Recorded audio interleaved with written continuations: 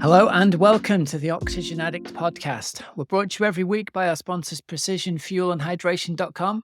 You can personalize your fueling and hydration strategy so you can perform at your best with 15% off your first order of electrolytes and carbohydrate fuel with the code OA23 at precisionfuelandhydration.com.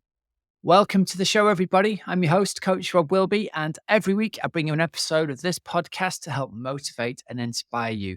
Before we kick things off, there's a couple of quick things you could do for us, please. If you like this episode, please click follow on Spotify or Apple Podcasts and hit like and subscribe if you're watching on YouTube. That really helps out the growth of the show. And if you're looking for help and advice with your triathlon training, please get in touch. You can email us to help@oxygenaddict.com, or there's a link in the show notes to book through, and you can have a chat with us to see if you'd be a good fit for joining Team Oxygen Addict and getting our help with your triathlon training for next year. So on this week's episode, we've got tips to help you structure your winter training and to make the most of your limited training time. Before we go on, I want to give a shout out to our sponsors, Precision Fuel and Hydration. You can use their free fuel and hydration planning tool to receive a personalized strategy for your next race. The planner will help you understand your own carbohydrate, electrolyte, and fluid needs so you can refine your strategy during training. And don't forget, you can even book a free one-to-one video consultation with PFNH's athlete support team, and they'll be happy to help you nail your nutrition race plan and help you perform at your best on race day. All right, let's go straight through to this week's episode then. So first up, the first tip that I've got for you is to train like a triathlete, not like a runner or a swimmer or a biker. The beauty of being a triathlete is that these three sports are going to complement each other. And it's going to allow you, if you like, to spread out where you train hard, where you train intensely, where you train easy, and where you can recover. What you can't do is train like a runner and a swimmer and a biker and do really intense hard interval sessions in each one of those sports all the time. It's just not going to work, and you're going to end up overtired, burnt out, and ruined within just a few weeks of your winter training. So plan really carefully where you're going to do your intensity, where you're going to do your easier sessions, and where you're going to do your recovery. Now, the second tip that we've got for you is to have a really strong winter structure. Have a repeatable week in place that's really going to help you be able to repeat that training week after week after week. Now, one of the most common things I see with athletes when they come to us, everyone's really keen at the start of their new coaching season. They want to get loads and loads of training done and often vastly overestimate how much training they can actually get done within a given time frame. My advice to you would be to sit down and work out what's realistic by looking at what you've done over the last 4 weeks. Work out that weekly structure and try and repeat that weekly structure week after week after week. You're going to get the best return on your winter training by repeatedly completing those weeks rather than doing one really, really big week and getting either overtired or pushing yourself towards sickness or towards injury. So that's really important. Try and structure the week so that you can get the most out of your training time, but repeat that training week. Now, some people, their training week is going to be different to others. If you're a very weak swimmer and you're really concerned that you're not going to be able to complete the swim within the cutoff, you're obviously going to have to work harder on your swim and do more swimming. If you're an athlete who is really confident in swimming ability, you can use the winter time to actually swim less and to put more of your training effort into running and biking. Now, our third tip is, above everything, avoid injury. As we've said earlier, the consistency of training during winter is going to be the thing that ultimately brings you success during the summertime. And one of the biggest disruptors of training is picking up injury or niggles or soreness. And so the kind of training that I'm going to advise you to stay away from is the kind of training that's most likely to produce that soreness, those niggles, those injuries. And for most of us as triathletes, the danger here is fast or hard run intervals. They are the number one contributor to making athletes, at best, very sore for 2 or 3 days after the session, and at worst, giving you a niggle, a pull, or something even more serious. So my real advice to you here is avoid those really fast, hard sessions, the kind of sessions that are really common if you go down to a running club. It's different for runners who are just training for run sport. The only way they can get intensity into their training block is to run really hard and fast. As triathletes, we've got two other sports we can use to get intensity into our bodies, and that's what we're going to do. And if you're still not convinced, I think the thing to remember is at any running club, the classic joke is, if you've not seen a runner for a while, to ask them how their injury is. Almost all runners are carrying an injury almost all of the time, and hard or fast running is the biggest contributor towards that.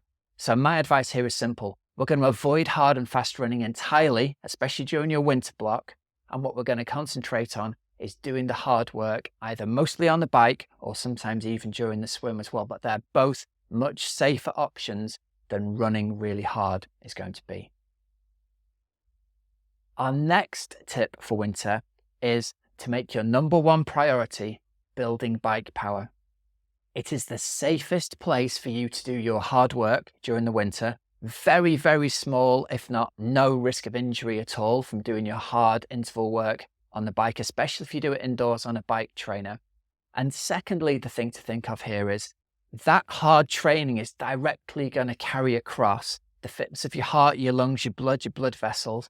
All of that fitness gets improved by training on the bike, and it directly carries across to you improving your fitness, especially on the run. So we don't need to think about hard run intervals, because our hard bike intervals are going to be the thing that are going to improve our aerobic fitness for running, as well as our aerobic fitness for cycling, if you want to think of it that way.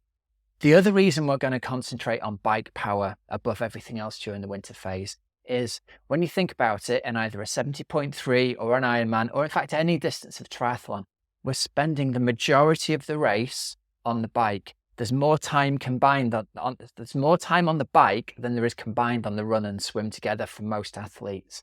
And so it makes sense for us to really address our bike fitness as a priority during winter. If we can get you to the end of your winter block feeling strong and fit on the bike, when you transition to riding outdoors again in the springtime, what you're going to find is you're riding faster for the same effort on your part. You'll be putting more power out for the same effort and the same heart rate. So therefore, you'll be going faster. And therefore, when you translate this into a race, you'll be going faster for the same effort. And that's a really, really good thing. That means that all of that hard work during the winter is paying off in a way that's directly measurable for you when you go into your races. Our next tip is don't try and give more than 100% to your training during winter. Now, this is going to sound obvious. It's a common phrase, isn't it, to give more than 100%. What I specifically mean here, though, in terms of winter training, is if you've got bike intervals set at 100% of FTP, I don't want you trying to give 102, 104, 105% of FTP. Yes, you are capable of riding intervals at those levels, but it's not going to get you any fitter, any faster. You've got to think of this as a kind of curve of response to training. And the 100% of FTP is the peak of that area. You're not going to get any more return for your training effort by going harder than 100%. Actually, you're going to get less return for it, because what's going to happen is you're going to end up more tired for no more increase in fitness. And so therefore, that extra training effort is wasted. If you're going to do anything, I'd rather you were a little bit under 100% of FTP on your FTP intervals than a little bit over it. And the reason for that is just what I've just described to you. We don't want you going harder than 100%. It's not a badge of honor to do that. It's actually a sign of not being able to quieten that voice in your mind that says, hey, we could do a bit more and we could get even fitter. That's not going to happen in this context. Sit just under 100 rather than just over 100, because what you'll find just over that 100 is there is a exponentially increased recovery time from doing that, and you'd be much better off using that training time somewhere else, using that training effort somewhere else. Our next tip for you is that run durability is going to be the key to running success come your races in the summer, not running speed. And at 70.3 in Ironman, when you think about it, you're just not running that fast in a race. And so trying to run really fast or hard in training, it's just not specific and applicable to the races that you're going to be doing. The best kind of fitness you can get for running in terms of a triathlete is the durability that comes from repeatedly running more frequently rather than harder. And so that's really good news. It means you don't have to try and push yourself in every run. Every run doesn't have to be a tempo run, a threshold run, pushing yourself really hard. Just getting out and running easy and relaxed and steady is going to give your body's ligaments, tendons, all the stress that they need in order to get stronger and in order to support you being able to basically absorb the volume of training that you're going to do to complete your 70.3 or Ironman when we increase the length and duration of your runs later on in the season towards your race. Running harder, running faster now is not going to do that. It's something that our minds often tell us that we want to do, but unfortunately it isn't the case at all. You're going to get your biggest bang of your training book in running simply by running easy or steady in every run and accepting the fact that it's a different element of fitness you're working on here. It's a mechanical fitness of your body's ability to run without getting tired and improving economy, rather than making yourself out of breath and feeling as though you've had a hard workout. Okay, our next tip for winter is a slightly contentious one. I want you to think about swimming slower being the key to being able to swim faster in the future. Now, what do I mean by this? What I mean is most of us are not limited in terms of fitness in the way that holds us back in the pool. We're limited in terms of applying force to the water. So for most of us, we're much fitter aerobically than our swim times show. And the way to think about this is if we've got stroke flaws, and let's be honest, most of us do, unless we're Olympic swimmers, those stroke flaws act like an invisible parachute that hold us back in the water. Just trying harder to swim faster isn't going to get those parachutes off the back of you. It's just going to hold you back. So what I want you to think about doing is a specific drill done well in the right way to specifically improve an element of your swim that is currently got a flaw in it. That is a much more effective use of your swim training time than repeatedly swimming hard, doing hard intervals and feeling out of breath, and then scratching your head at the end of 3 months and wondering why you've not got any faster in the pool. The answer is it's not a fitness problem in the vast majority of cases. It's an application of technique to the water problem. And the fix for that is doing specific swim drills rather than just swimming harder. So if you're an athlete who has had no success in the past improving their swimming by doing lots of swimming and by swimming hard, the answer is probably that all the extra swimming you're doing is just embedding those stroke flaws even more. We don't want that. We want to change things up by getting you to practice drills that are going to actually change the way you swim and they're actually going to allow you to become a better swimmer. Now, at the moment, you're probably capable of swimming much faster than you currently are showing in terms of your aerobic fitness. It's that stroke flaw that's holding you back. So as I said, if you think about cutting that invisible parachute off the back of you by practicing swim drills, that's going to allow you to actually access your real swim fitness and see that in your swim times. Okay, the next tip I'm going to give you is to use the winter period to work on your swimming breathing. Now, we've got two different ways we can do this. For beginners and people who are new to swimming and are really trying to improve the swimming to maybe just try and sneak inside the cutoff in the first race, often the thing that we hear from these athletes when they get in the pool for the first time is, I've swum 25 meters or 50 meters and I'm completely out of breath. I don't even feel as though I'm trying that hard. And I'm as out of breath as if I've run a 400-meter flat out on the track. This is really common with athletes who've come from a running background or a biking background, who are aerobically very fit, but who don't have any kind of swim background or swim technique background. Usually what's happening here is if you find yourself very out of breath, you're not breathing out into the water. You might be turning your head to breathe. You might have your face in the water when it's turned down, but almost certainly you're not blowing that air out into the water before you turn your head to breathe fresh air in. Often what happens is the head turns, there's a quick blow out and a quick gasp back in again, and off they go. And lo and behold, that's not sustainable for any more than 30 seconds to a minute, because the carbon dioxide's building up in your blood, and it's the breathing out of the carbon dioxide that gets it out of your system. So you have to practice blowing long, controlled, powerful breaths out into the water before you turn your head to side to breathe the oxygen back in again. And interestingly, It's actually the concentration of carbon dioxide in your blood that gives you that feeling of being really, really out of breath. It's not a lack of oxygen that does that at all. So if you find yourself really out of breath at the end of one of these lengths, that's almost certainly the reason why.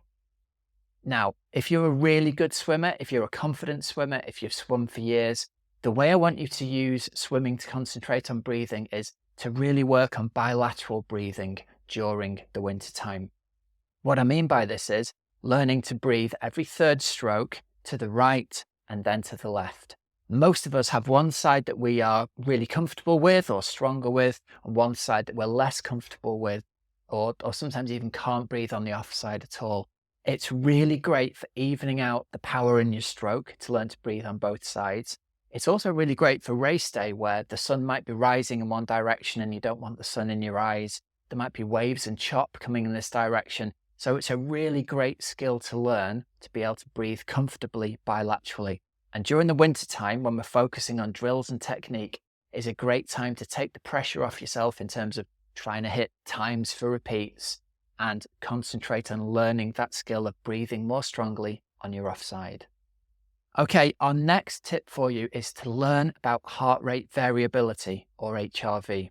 Heart rate variability has revolutionized training over the last couple of years. There are very easy ways to measure it these days using a camera phone or using the heart rate strap or using a watch that you already have. And what HRV, or heart rate variability, actually tells us is how ready your body is to accept hard training that day. It's literally telling you your capability to train hard. And studies have shown by the people who've investigated HRV that you're actually going to make more progress in the medium term simply by avoiding training hard on the days when your HRV has taken a dip than you are by training hard anyway. Essentially, it's what we've always known. There are days when our body is really willing and able to absorb the training. There are days when our body is not going to benefit from hard training. And there are days actually when you really, really need a rest. We use an app with our athletes that tells athletes in a really simple color-coded way, red, yellow, or green, whether green is okay to train today, carry on as normal. Yellow is reduce the intensity of the training and don't do anything hard today. Red is simply have a rest day today. You very rarely get those red ones, but when you do, it's a really good key to take a rest day and potentially avoid training into the future. Now, if you're one of these athletes who's driven by compulsion and wants to get the training done regardless, you're really going to struggle with HRV telling you not to train, because often it won't be on the days when you feel really tired. It's like an early warning system, and HRV can be really, really fruitful in helping you learn, or not learn, but helping you get signals from your body that you wouldn't feel otherwise. So on the days when the HRV is depressed, it's really simple. You either take a rest day or you do an easy day and you do your hard training on the days when you're ready to go. Interestingly, the study showed you don't even have to replace that planned interval session later in the week. You'll make more progress by simply skipping the interval session on a day when your body is not ready to absorb that training and just moving on with your training plan. So it's interesting. When you actually look at the science of this, you make more progress by sometimes doing less training or less hard training, certainly when your body isn't ready to absorb it.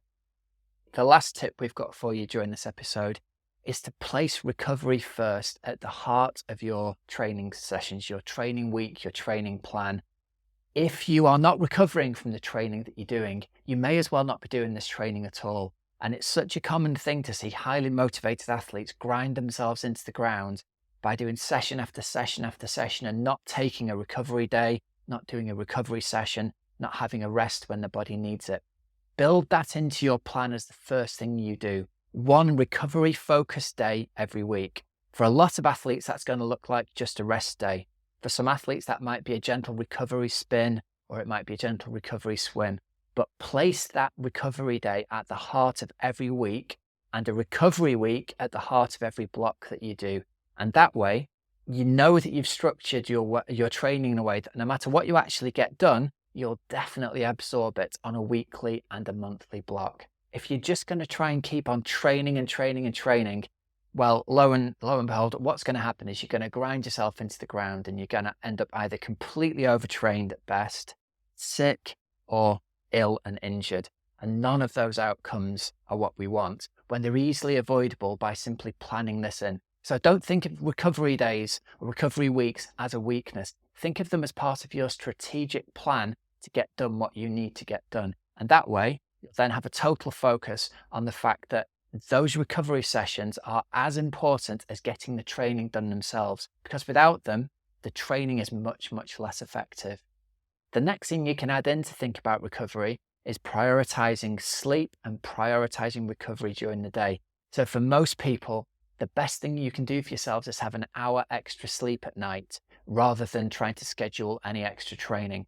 And my biggest tip for athletes is often, before you look to add more training into your schedule, look to use that extra time that you might have to schedule extra recovery and extra sleep, because that's the thing that's going to help your body absorb the training that you're doing. And that's much, much more important than doing more training and getting more tired in a way that you're not going to be able to absorb. So hopefully you can think of that in terms of recovery being just as important as swimming or biking or running or strength and conditioning training. Okay, so to wrap up this week's episode, here are some discount codes and deals for you. At precisionfuelandhydration.com, you can use the code OA23 for 15% off your first electrolyte order. And at teamoxygenaddict.com, I think we've got the most comprehensive endurance sports coaching program for busy age groupers. Please book a call with us and see if you'd be a good fit for joining the team. And let's see how we can best help you out achieve your endurance event goals for the coming season. So remember, there's links in the show notes. You don't have to remember them. Until next week, have a great, safe training and racing week. I'm Coach Rob Welby, and you've been listening and watching the Oxygen Addict podcast.